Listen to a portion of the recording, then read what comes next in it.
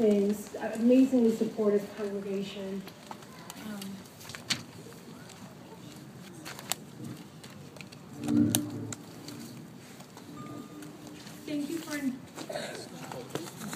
Thank you for inviting me here today. I regret that Congressman Pallone is unable to join you. However, on his behalf, I would like to express his commitment to this issue. As some of you may know, the Indonesian Family Refugee Protection Act will be introduced tomorrow. Congressman Pallone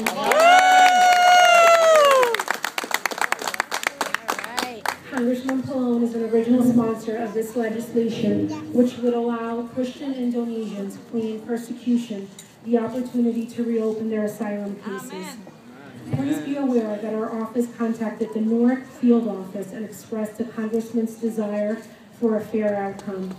In addition, Congressman Pallone called on Director Morton to exercise prosecutorial discretion in considering the cases of the Christian Indonesians facing deportation. If I may, I would like to read the letter that was sent to the director. Please. Dear Director Morton, I am writing you concerning many Indonesian Christians who fled religious persecution in Indonesia and came to the United States for protection and are now facing imminent deportation by U.S. Immigration and Customs Enforcement. Next week, Congresswoman Carolyn Let's Maloney. get this right. We don't want to miss any word here. Testing. Go for it. Next week.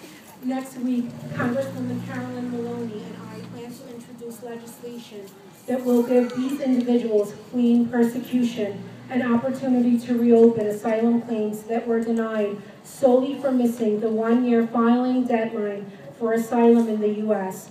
The legislation would allow these refugees the opportunity to reopen their claims during the 2-year period following enactment. I ask that while this legislation is pending before Congress, that ICE suspend the deportation orders and allow these individuals to remain with their families in the United States. Beginning in 1997, many Indonesian Christians fled religious persecution in Indonesia, where extreme violence and destruction of churches drove them from their homes. Many of these refugees who overstayed their visas were given inadequate attention and advice from overburdened immigration lawyers and did not file for asylum within the 1-year deadline. Now families are being ripped apart and with their husbands detained and deported, single mothers are left to support the family's U.S. citizen children. Under existing ICE guidelines, you may utilize prosecutorial discretion consistent with the priorities of the agency in order to cancel a notice to appear.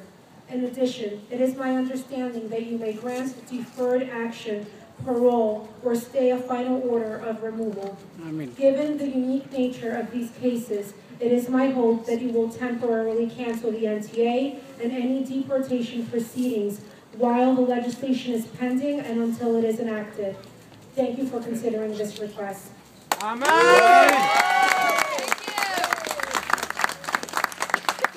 It is our strong desire that ICE will consider the circumstances surrounding these cases and do the right thing. Congressman Pallone remains committed to you and to helping keep your families together. Thank you for allowing me to speak on his behalf. Thank you. Amen.